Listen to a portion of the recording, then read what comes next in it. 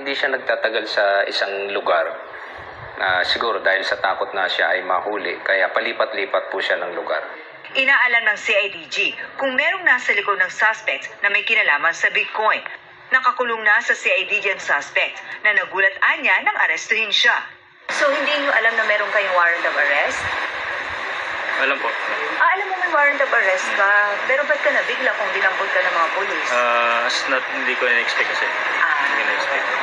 But you knew na may mga nagreklamo sa'yo. Yes, actually, nasikaso na rin po.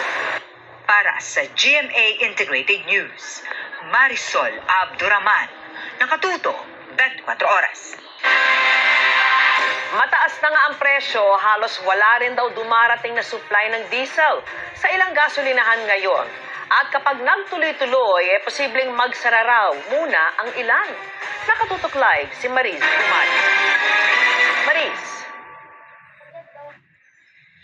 Vicky, sa pag-ikot natin sa iba't ibang mga gasolinahan ngayong ikalawang araw ng malawakang oil price hike, bugos sa nadagdagan pa ang taas singil sa mga produktong petrolyo, ay dagdag-dagok din daw ang dulot ng limitadong supply, lalo na ng diesel, sa parehong maliliit at maging malalaking mga kumpanya ng langis.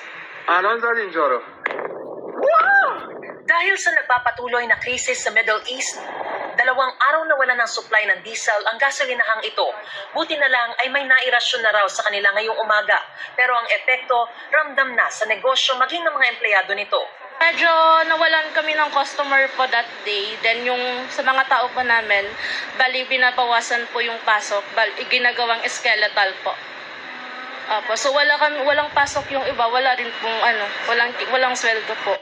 Maging sa gasolinahang ito, naubusan din daw ng diesel mula kahapon matapos nagsain ng mga nagpakarga nitong Lunes bago ang malawakang taas singil.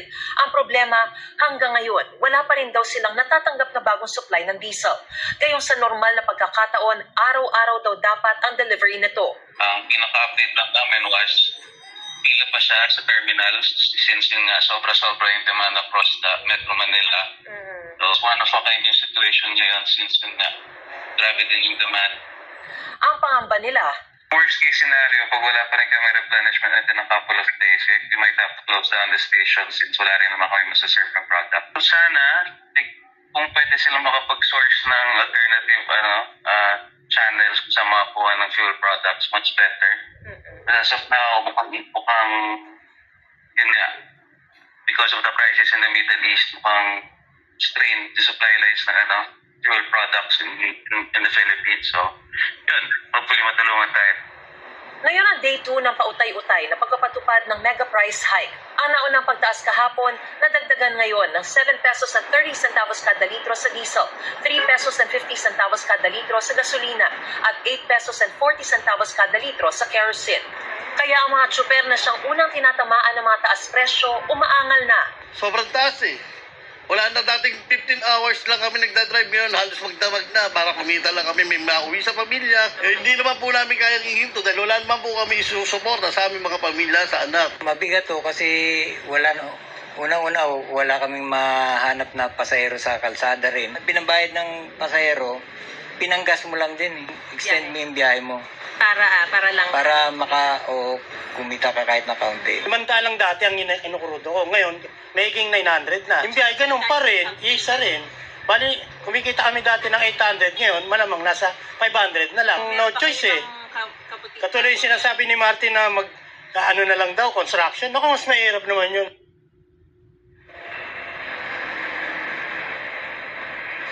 Vicky, ang magandang balita dito sa gasolinahan na kinaroroonan ko ay ngayon lamang may dumating ng truck na magre-replenish sa kanilang supply ng diesel. Pero abutin lamang daw yan ng ilang araw at kakailangan talaga nila ng tuloy-tuloy na supply. Kaya naman pakiusap ng mga lahat ng apektadong mga sektor sa pamahalaan, bagamat deregulated, ay sana raw gumawa ang pamahalaan ng paraan ng makahanap ng iba pang mapagkukunan ng mga produktong petrolyo para maibsan kahit paano ang pasakit na nadadala-dala sa ating mga kababayan. Vicky?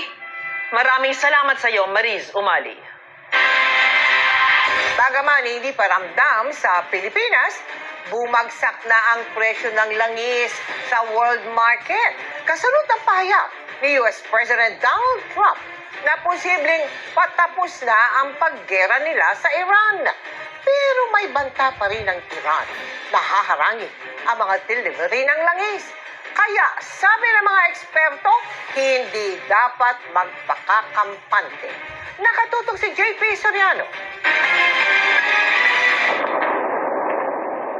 Tuloy pa rin naman ang pambobomba sa Middle East na ikinawasak ng mga infrastruktura at ikinasawi ng daan-daang tao. Pero ibinibida na ni US President Donald Trump na patapos na ang gyera nila sa Iran. Very complete ang paglalarawan niya sa gyera sa panayam ng isang American TV network. Very soon naman ang paglalarawan niya sa hiwalay na pagharap sa media. So it's going to be finished pretty quickly. We've already won in many ways, but we haven't won enough. Kasunod na mga pahayag mula sa mahigit $100 kada barrel ay biglang bumagsak ang presyo ng krudo sa world market sa halos $90 kada barrel. Hindi pa yan ramdam sa presyohan sa Pilipinas dahil yung pagmahal sa world market noong nakaraang linggo pa ang sinasalamin ng mega oil price hike sa ngayon. Pero sabi ng ilang eksperto, makikinabang ang Pilipinas kung totoo ang sinabi ni Trump, hindi lang sa presyo ng langis. Sana nga matapos na dahil para magkaroon na or para repatriate na at masiguro ang kaligtasan ng ating mga OFW. And at the same time, the rising prices of oil and gas because of this conflict.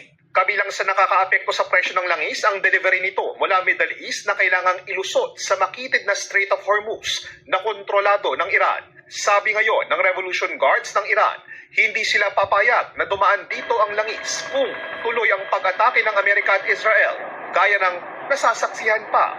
Banta ni Trump sa social media kung haharangin ng Iran ang oil delivery. 20 beses na mas matinding pag-atake ang ikakasa nila. Kaya sabi ng isa pang eksperto, hindi pa tiyak na patapos na ang digmaan. Ang mga factors na maaaring magpabilis na matapos yung digmaan, pero na nakikita rin natin may mga factor na maaaring patagalin to. So ang analysis ko dito, let's wait and see kung talaga nga magtatapos to.